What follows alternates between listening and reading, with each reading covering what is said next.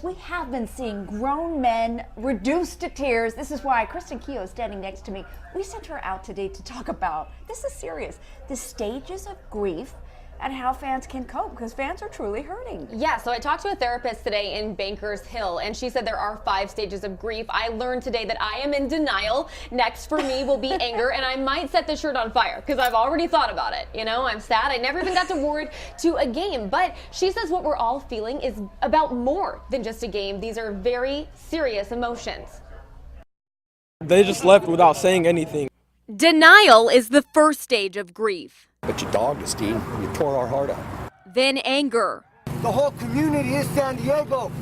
Next is the bargaining stage. Get them out of here. They don't need to be here to choose. Stage 4 is depression. It's like losing a family member. Corey Stagey, a licensed therapist at Evolve Psychotherapy in Bankers Hill, does not underestimate the intense emotions these fans feel. You know, the move to LA is feeling a lot like it's a loss of who they are and their identity, which can feel similar to, you know, losing someone close to us. We even watched County Supervisor Ron Roberts tear up. I hate this day. When something like this happens, people feel out of control, and that's not always a good feeling. It can be really uncomfortable. Spend a lot of time, money, mostly heart.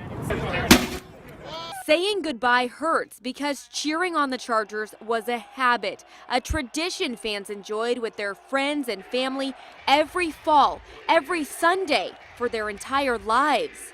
My whole life, 55 years. I think a lot of times people who have traditions with family, I mean, there's a lot of meaning associated with that. Stagey says stage 5 is acceptance, a phase many of us are far from. We'll get over this.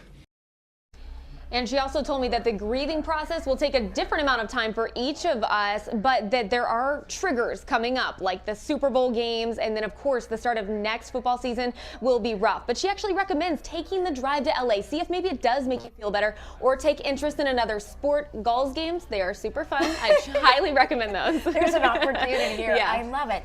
Also want to let you know what Kristen is working on coming up at 5 o'clock. She is actually going through a very emotional interview with Philip Rivers. He doesn't want fans to forget about them. He wants them to go to games. So much more to come on this topic, 5 o'clock. So tune in, Ariel.